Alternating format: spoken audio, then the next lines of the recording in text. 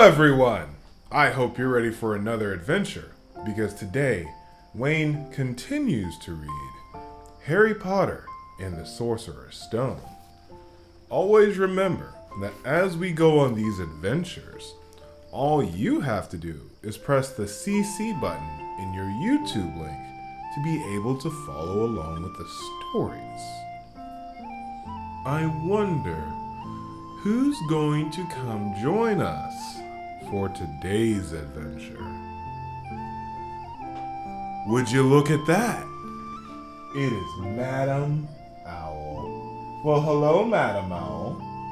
I think Madame Owl has really liked reading Harry Potter with us. Are you ready to jump into the story, Madame Owl? Madame Owl is ready.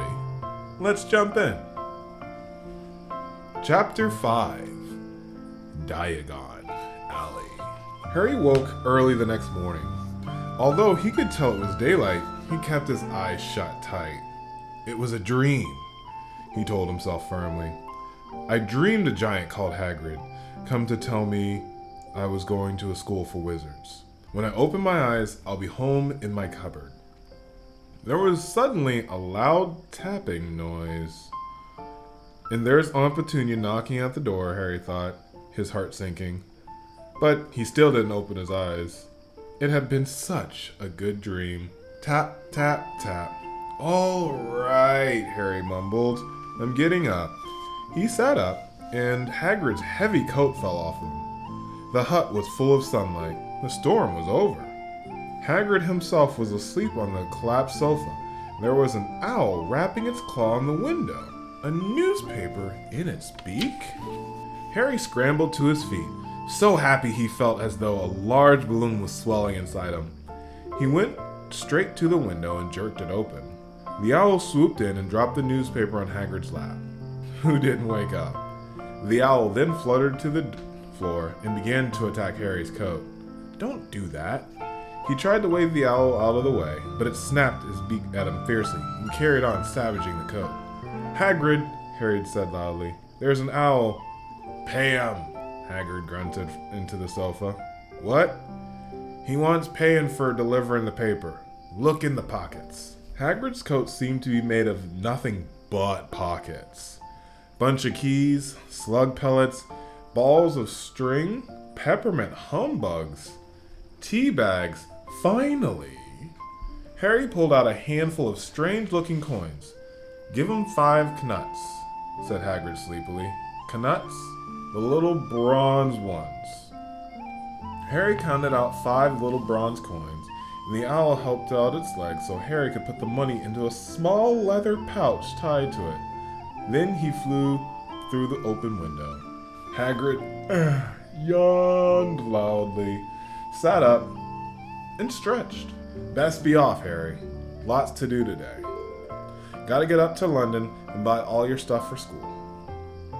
Harry was turning over the wizard coins and looking at them. He had just saw something that made him feel as though the happy balloon inside was punctured. Hagrid? Said Hagrid, who was pulling on his large coat. I haven't got any money. And you heard Uncle Vernon last night. He won't pay for me to go and learn magic. Don't worry about that, said Hagrid, standing and scratching his head. Do you think your parents didn't leave you with anything? But if their house was destroyed, they didn't keep the gold in their house, boy. Nah. First stop for us is Gringotts. Wizards bang. Have a sausage. They're not bad cold, and I wouldn't say no to the bit of birthday cake neither. Wizards have banks? Just one. Gringotts, run by goblins. Harry dropped the bit of the sausage he was holding. Goblins? Yeah, so you'd be mad if you try to rob it. I'll tell you that. Never mess with goblins, Harry. Gringotts is the safest place in the world for anything you want to keep, safe. Except maybe Hogwarts. As a matter of fact, I gotta visit Gringotts anyway. For Dumbledore, Hogwarts business. Hagrid drew himself up proudly. He usually gets me to do important stuff for him. Fetching you, getting things from Gringotts. Knows he could trust me, see? Got everything? Come on then. Harry followed Hagrid out onto the rock. The sky was quite clear now. The sun gleamed in the sunlight. The boat Uncle Vernon had hired was still there, with a lot of water in the bottom after the storm. "How did you get here?" Harry asked, looking around for another boat. "Flew," said Hagrid. "Flew?" "Yeah, but we'll go back on this. Not supposed to use magic. Now, I've got you." They settled down in the boat. Harry was staring at Hagrid, trying to imagine them flying. "Seems a shame to row, though," he said, giving Harry another of the sideways looks. "If I were to speed things up a bit, would you mind not mentioning it at Hogwarts?" "Of course not," said Harry, eager to see some more magic. Hagrid pulled out the pink umbrella again, tapped it twice on the side of the boat, and they sped off towards land. "Why would you be mad to try to rob Gringotts?" Harry asked. "Spells, enchantments," said Hagrid, holding his newspaper as he spoke. "They say there's dragons guarding the high security vaults.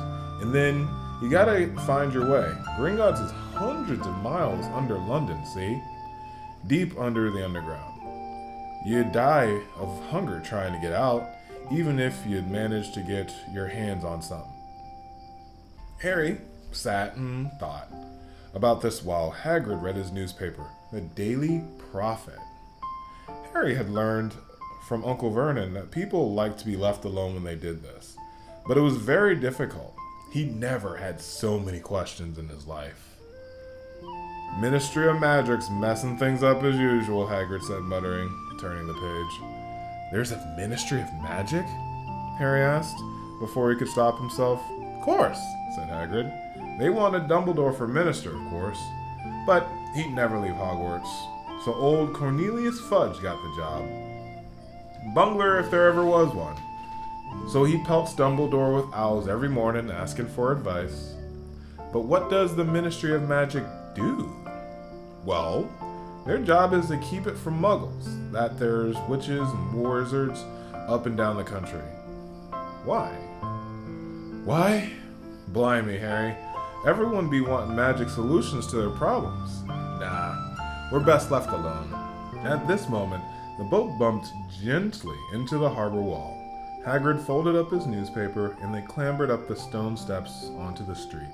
Passerby stared a lot at Hagrid as they walked through the little town to the station. Harry couldn't blame them. Not only was Hagrid twice as tall as everyone else, he kept pointing at perfectly ordinary things like parking meters and saying loudly, "See that, Harry? Things muggles dream up, eh?" "Hagrid," said Harry, panting a bit as he tried to keep up. "Did you say there are dragons in Gringotts?" "Well, so they say," said Hagrid.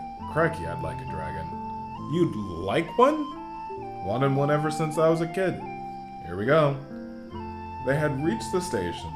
There was a train to London in 5 minutes' time. Hagrid didn't understand Muggle money, as he called it, so he gave the bills to Harry, who could buy their tickets. People stared more than ever on the train. Hagrid took up 2 seats and sat knitting what looked like a canary yellow circus tent. "Still got your letter, Harry?" he asked as he counted stitches. Harry took the parchment envelope out of his pocket. "Good," said Hagrid. "There's a list of everything you need." Harry unfolded the second piece of paper he hadn't noticed the night before and read, "Hogwarts School of Witchcraft and Wizardry. Uniform. First, your students will require 3 sets of plain work robes, black. 1 plain pointed hat, black, for day wear. 1 pair of protective gloves, dragon hide or similar.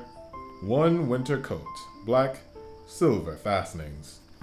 Please note that all pupils' clothes should carry name tags. Course books.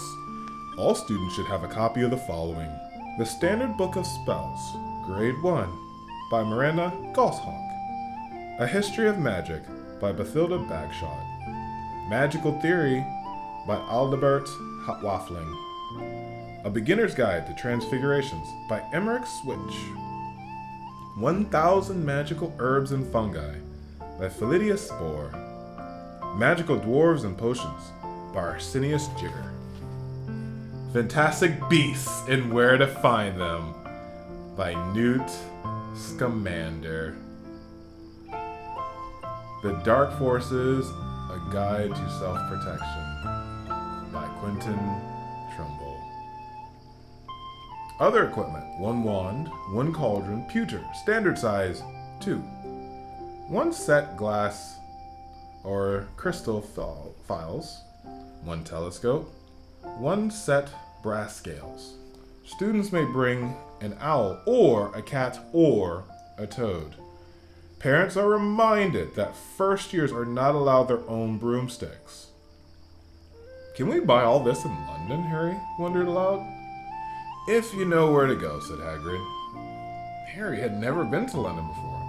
Although Hagrid seemed to know where he was going, he was obviously not used to getting there in such an ordinary way.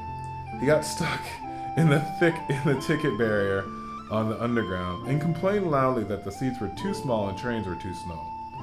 I don't know how the Muggles manage without magic, he said. And as they climbed a broken down escalator that escaped into a bustling line of rows and shops. Hagrid was so huge that he parted the crowd easily. All Harry had to do was keep up close behind him. They passed bookshops and music stores, hamburger restaurants and cinemas, but nowhere that looked as if you could sell a magic wand. This was just an ordinary street full of ordinary people. Could there really be piles of wizard gold buried miles beneath them?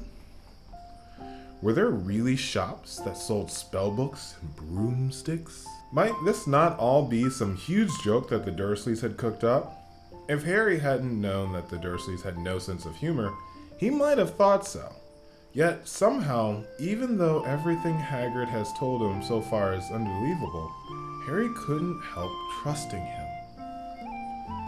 This is it, said Hagrid, coming to a halt. The Leaky Cauldron. It's a famous place. It was a tiny, grubby-looking pub. If Hagrid hadn't pointed it out, Harry wouldn't have even noticed it was there. The people hurrying by didn't glance at it. Their eyes slid from the big bookstore on one side to the record shop on the other, as if they couldn't see the Leaky Cauldron at all. In fact, Harry had the most peculiar feeling that only he and Hagrid could see it. Before he could mention this, Hagrid had steered him inside. For a famous place, it was very dark and shabby. A few old women were sitting in a corner, drinking tiny glasses of sherry. One of them was smoking a long pipe. A little man in a top hat was talking to the old bartender, who was quite bald and looked like a toothless walnut. The low buzz of chatter stopped when they walked in. Everyone seemed to know Hagrid. They waved and smiled at him. The bartender reached for a glass, saying, "The usual, Hagrid?" "Can't, Tom. I'm on Hogwarts business," said Harry, clapping his hand together on Harry's shoulder and making Harry's knees buckle. "Good Lord," the bartender said, peering at Harry. Can this be?" The Leaky Cauldron suddenly gone completely still and silent. "Bless my soul," whispered the bartender. "Harry Potter. What an honor." He hurried out from behind the bar and rushed towards Harry and seized his hand, tears in his eyes. "Welcome back, Mr. Potter. Welcome back." Harry didn't know what to say. Everyone was looking at him. The old woman with the pipe was puffing on it without realizing it had gone out. Hagrid was beaming. Then there was a great scaping of chairs, and the next moment, Harry found himself shaking hands with everyone in the Leaky Cauldron. "Doris Crockfold, Mr. Potter. Can't believe I'm meeting you last. So proud, Mr. Potter. I'm so proud. Always wanted to shake your hand. I'm all aflutter. Delighted, Mr. Potter. Just can't tell you. Dingle's the name. Daedalus Dingle." "I've seen you before," said Harry. "At Daedalus Dingle's top hat fell off in excitement. You bowed to me once in a shop." "He remembers," cried Daedalus Dingle, looking around at everyone. "Did you hear that? He remembers me." Harry shook hands again and again. Doris Crockfold kept coming back for more. A pale young man made his way forward, very nervous. One of his eyes was twitching. "Professor Quirrell," said Hagrid. "Harry, Professor Quirrell will be one of your teachers at Hogwarts." Potter," stammered Professor Quirrell, grasping Harry's hand. Can't wait to tell you how pleased I am to meet you. What sort of magic do you teach, Professor Quirrell? Defense against the dark arts, muttered Professor Quirrell, who, as though he'd rather not think about it. Not that you need it, eh, Potter? He laughed nervously. You'll be getting all your equipment, I suppose. I got to pick up the new book on vampires by myself. He looked terrified at the very thought. But the others wouldn't let Professor Quirrell keep Harry to themselves. It took almost 10 minutes to get away from them all. At last, Hagrid managed to make himself heard over the babble. Mess, get on. Lots to buy. Come on, Harry. Doris Crouchshold shook Harry's hand one last time, and Hagrid led them through the bar and out into a small, walled courtyard, where there was nothing but a trash and a few weeds. Hagrid grinned at Harry. Told you, didn't I? Told you were famous. Even Professor Quirrell was trembling to meet you. Mind you, he's usually trembling. Is he always that nervous? Oh yeah, poor bloke. Brilliant mind. He was fine while he was studying out of books, but then he took a year off to get some first-hand experience. They say he met vampires in the Black Forest, and there was a nasty bit of trouble with an old hag. Never been the same since. Scared of the students, scared of his own subject now. Where's me umbrella? Vampires, hags. Harry's head was spinning. Hagrid, meanwhile, was counting bricks on the wall above the trash can. 3 up, 2 across, he muttered. Right, and stand back, Harry. He tapped the wall 3 times with the point of his umbrella. The brick he had touched quivered and wiggled. In the middle, a small hole appeared. It grew larger and wider. A second later, they were facing an archway large enough for even Hagrid. An archway onto a cobbled street that twisted and turned out of sight. Welcome, he said, to Diagon Alley. He grinned at Harry's amazement. They stepped through the archway. Harry looked quickly over his shoulder and saw the archway shrink instantly back into the solid wall. The sun shone brightly on a stack of cauldrons outside the nearest shop. Cauldrons all sizes, copper, brass, pewter, silver, self-stirring, collapsible, and a sign hanging over them. Yeah, you'll be needing one, said Hagrid, but we gotta get your money first. Harry wished he had about 8 more eyes. He turned his head in every direction as he walked up the street, trying to look at everything at once. The shops, the things outside them, the people doing their shopping. A plump woman outside of Hypocrisy was shaking her head as they passed, saying, Dragon liver? 17 shekels an ounce. They're mad. A low, soft hooting came from a dark shop with a sign saying, Elop's Owl Emporium, tawny, screech, barn, brown, and snowy. Several boys of Harry's age had their noses pressed against the window with broomsticks in it. Look, Harry heard one of them say, it's the new Nimbus 2000, fast as ever. There were shops selling robes, shops selling telescopes, and strange silver instruments Harry had never seen before. Windows stacked with barrels of bat spleens and eel eyes, tottering piles of spell books, quills, and rolls of parchment, potion bottles, globes of the moon. Gringotts, said Harry. They had reached a snowy white building that towered over the other little shops. Standing behind its burnished bronze doors, wearing a uniform of scarlet and gold was... Yeah, that's a goblin, said Hagrid quietly, as they walked up to the white steps towards him. The goblin was about a head shorter than Harry. He had a swarthy cleaver face, a pointed beard, and Harry noticed very long fingers and feet. He bowed as they walked inside. Now they were facing a pair of doors, silver this time, with words engraved on them. Enter, stranger, but take heed of what waits the sin of greed. For those who take but do not earn must pay most dearly in their turn. So if you seek beneath our floors a treasure that was never yours, thief, you have been warned, beware of finding more than treasure there. Like I said, You'd be mad to rob it, said Hagrid. A pair of goblins bowed them through the silver doors, and they were in a vast marble hall. About 100 more goblins were sitting on high stools behind a long counter, scribing in large ledgers, weighing coins and brass scales, examining precious stones through eyeglasses. There were too many doors to count leading off the hall, and yet more goblins were showing people in and out of these. Hagrid and Harry made for the counter. "Morning," said Hagrid to a free goblin. "We've come to take some amount out of Mr. Potter's safe." "You have his key, sir." "Got it here, somewhere," said Hagrid, and he started emptying out his pockets onto the counter, scattering a handful of moldy dog biscuits over the goblin's book of numbers. Goblin wrinkled his nose. Harry watched the goblin on their right weighing a pile of rubies as big as glowing coals. "Got it," said Hagrid at last, holding up the tiny key. And the goblin looked at it closely. "Seems to be in order. And I've got a letter here from Professor Dumbledore," said Hagrid importantly, throwing out his chest.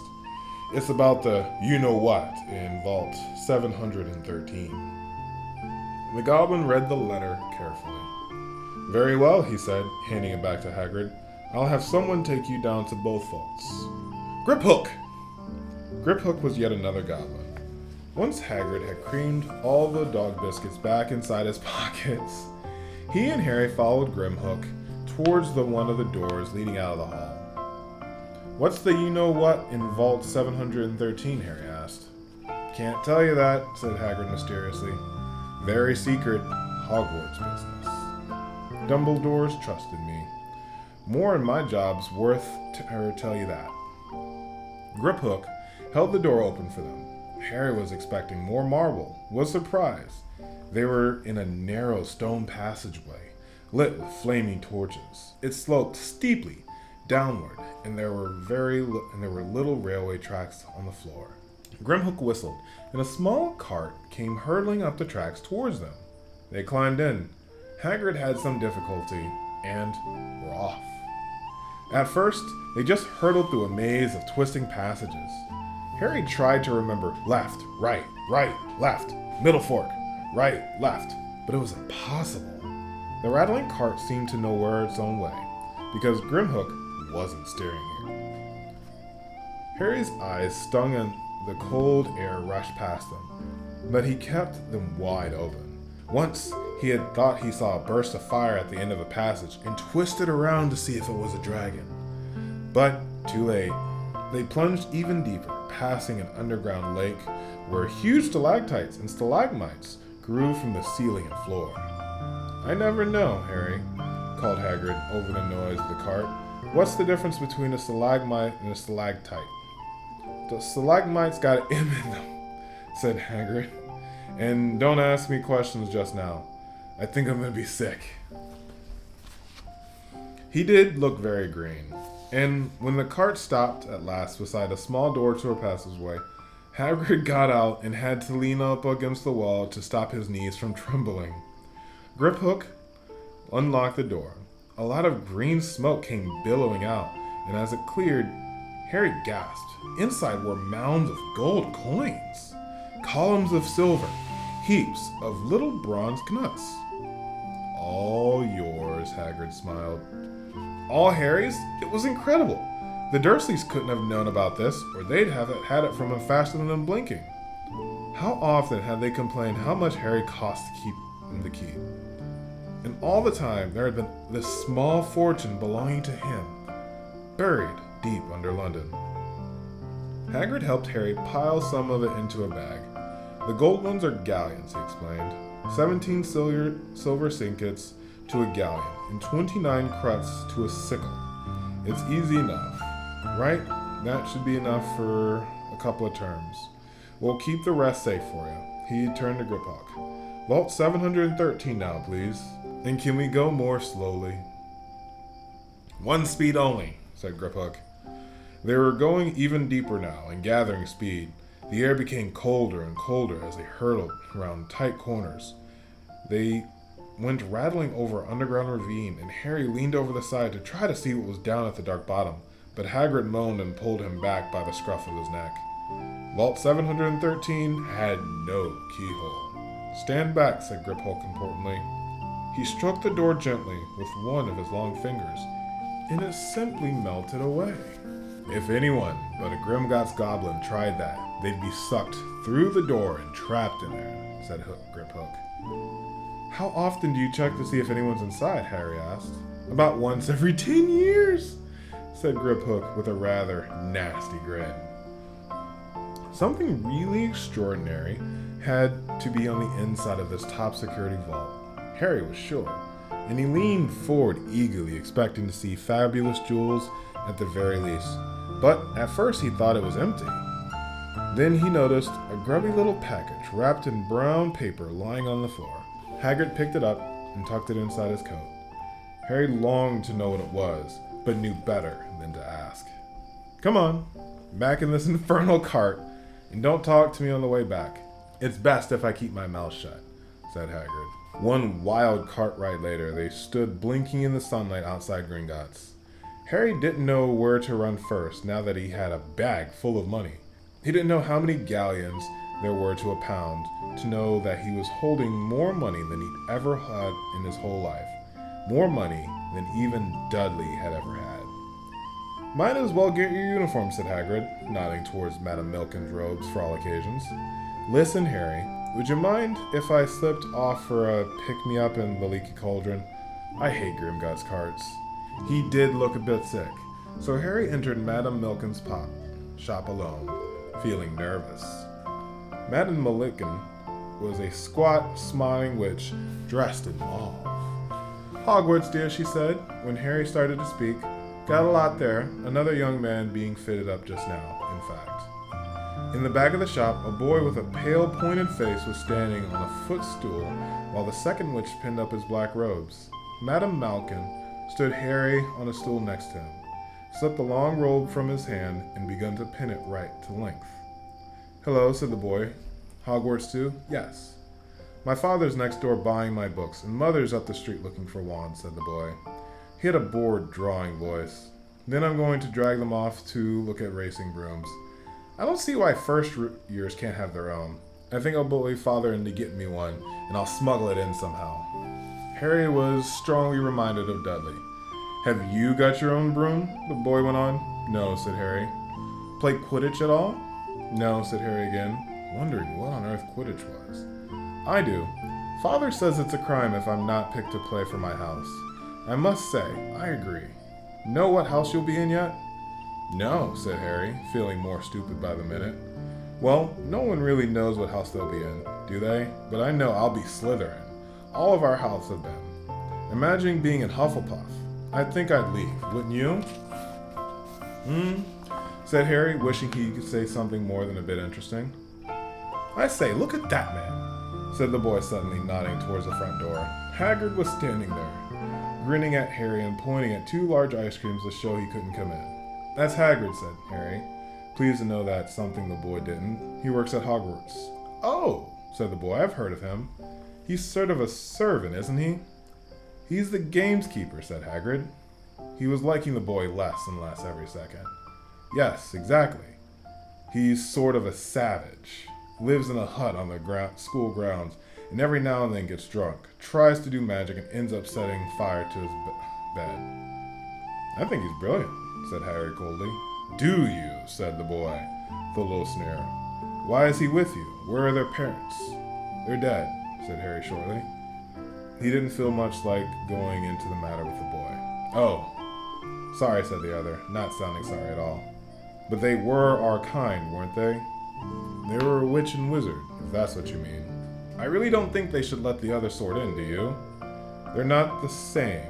They've never been brought up to know our ways. Some of them have never even heard of Hogwarts until they got the letter, I'd imagine. I think they should keep it in old wizarding families. What's your surname, anyway? But before Harry could answer, Madame Malkin said, That's you done, my dear. And Harry, not sorry for an excuse to stop talking to the boy, hopped down from the footstool. I'll see you at Hogwarts, I suppose, said the drawling boy. Harry was rather quiet as he ate the ice cream Hagrid had bought him, chocolate and raspberry with chopped nuts. What's up? Said Hagrid. Nothing, Harry lied. They stopped to buy a parchment and quills. Harry cheered up a bit when he found a bottle of ink that changed color as you wrote it. When they left the shop, he said, Hagrid, what's Quidditch? Blimey, Harry, I keep forgetting you know little. No, not knowing about Quidditch. Don't make me feel worse, said Harry. He told Hagrid about the pale boy in Madame Malkin's shop. And he said people from Muggle families shouldn't even be allowed in. You're not from a Muggle family. If he'd have known who you were, he'd grown up talking about your name if his parents were wizarding folk. You saw what everyone in the Leaky Cauldron was like when they saw you. Anyway, what does he know about it? Some of the best I ever saw were only ones in a long line of Muggles. Look at your mom. Look what she had for a sister.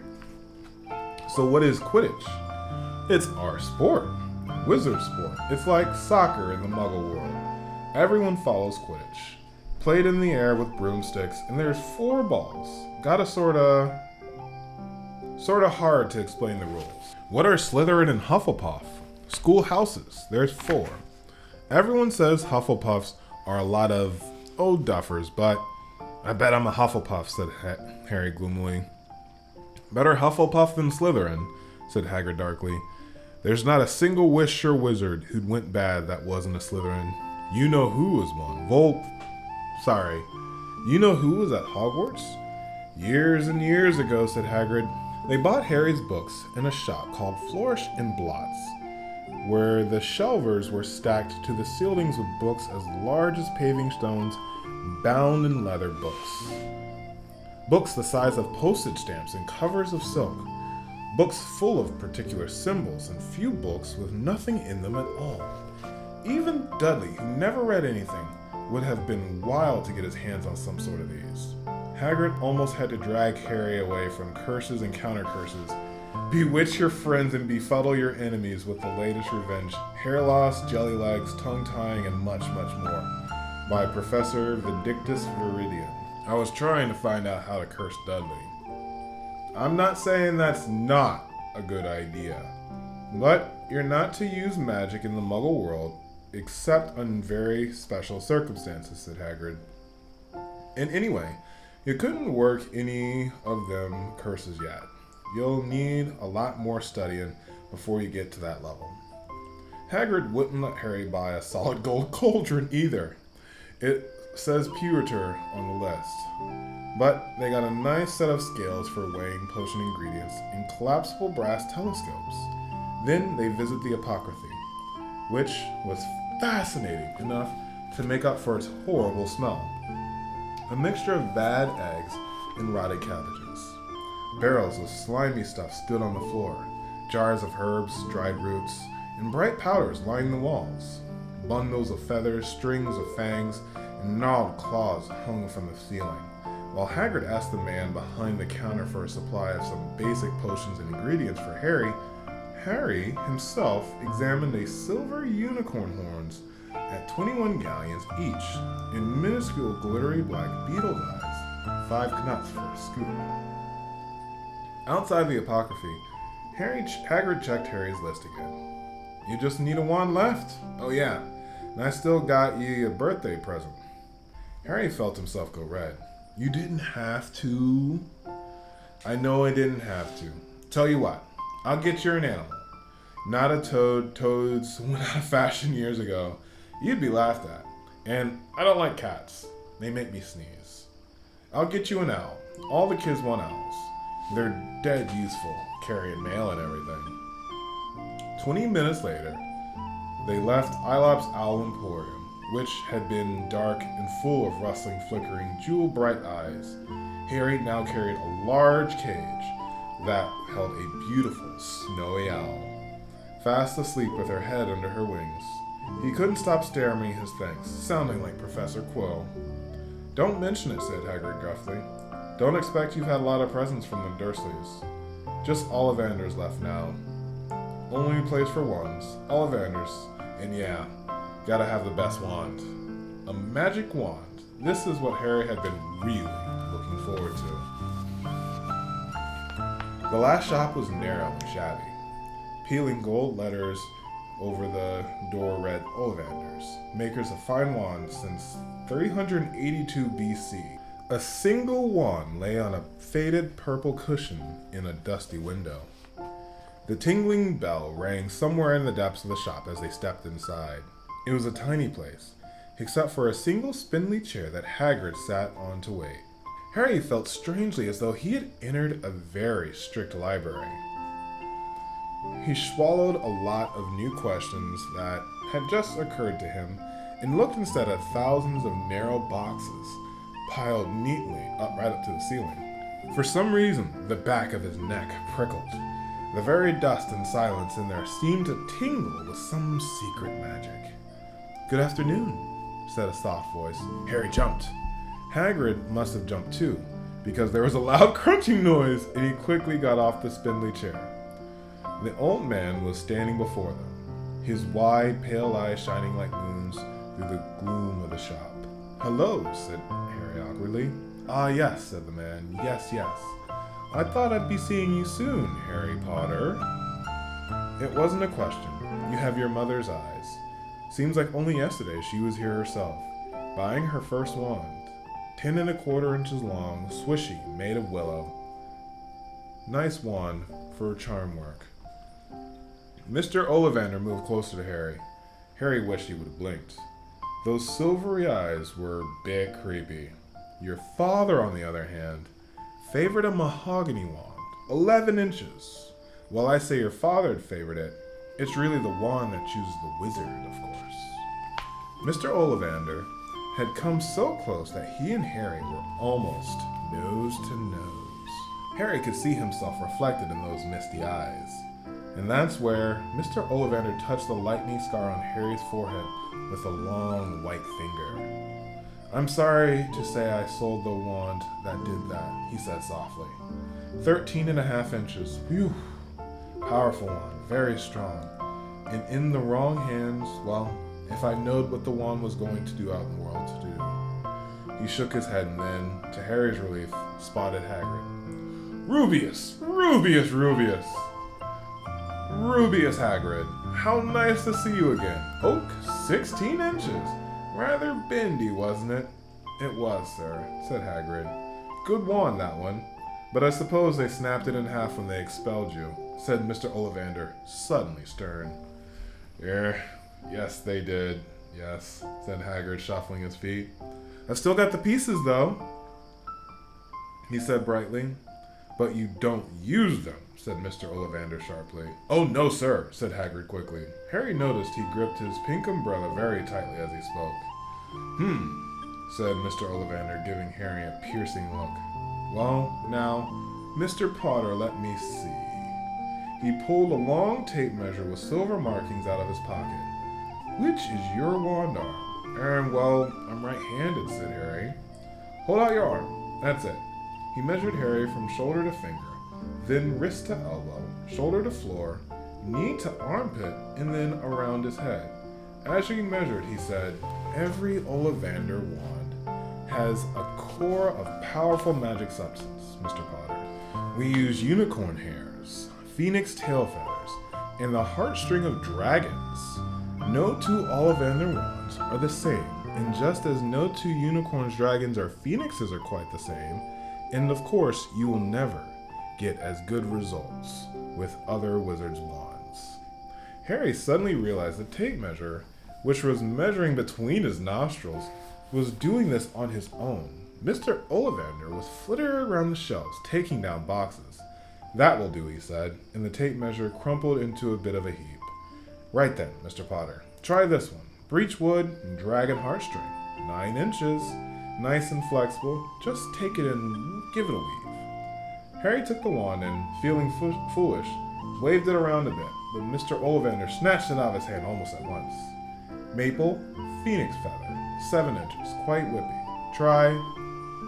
Harry tried, but he still hardly raised his wand. Then, too, was snatched by Mr. Ollivander. No, no, no. Here, ebony unicorn hair, 8 1/2 inches, springy. Go on, try it." Harry tried and tried. He had no idea what Mr. Ollivander was waiting for. The pile of tried wands was mounting higher and higher on the spindly chair. But the more wands Mr. Ollivander had tried from the shelves, the happier he seemed to become. Tricky customer, eh? Not to worry. We'll find the perfect match here somewhere. I wonder, now, yes, why not unusual combination? Holly and phoenix feather, 11 inches, nice and supple. Harry took the wand. He felt a sudden warmth in his fingers. He raised the wand above his head, brought it with a swishing down through the dusting stream, and a stream of red and gold sparks shot out from the end like a firework, throwing dancing spots of light onto the walls. Hagrid whooped and clapped, and Mr. Ollivander cried, "Oh, bravo! Yes, indeed! Oh, very good! Well, how curious! How very curious!" He put Harry's wand back into the box and wrapped it in brown paper, still muttering, "Curious! Curious!" "Sorry," said Harry, "but what's curious?" Mr. Ollivander fixed Harry with his pale stare. "I remember every wand I've ever sold, Mr. Potter. Every single wand. It so happens that the phoenix whose tail feather in your wand gave another feather. Just one other.